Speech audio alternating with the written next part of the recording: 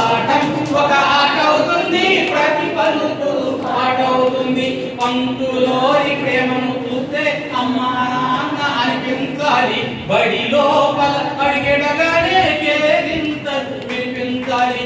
ఆట పాటలు పాఠాలు బడిలోనే అనిపించాలి. టీచర్లు చెప్పే పాఠాలు మిఠాయిలను మరిపించాలి. టీచర్లు చెప్పే పాఠాలు మిఠాయిలను మరిపించాలి. బడి అంటే జైలు గదని చల్లనైన అమ్మ బడి అని పిల్లలంతా భావించాలి, పసిలోకం వికసించాలి. పిల్లలంతా భావించాలి, విద్యార్థులు వికసించాలి.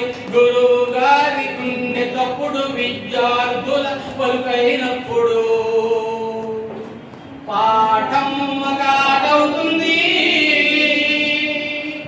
ప్రతి పలుకు పాఠం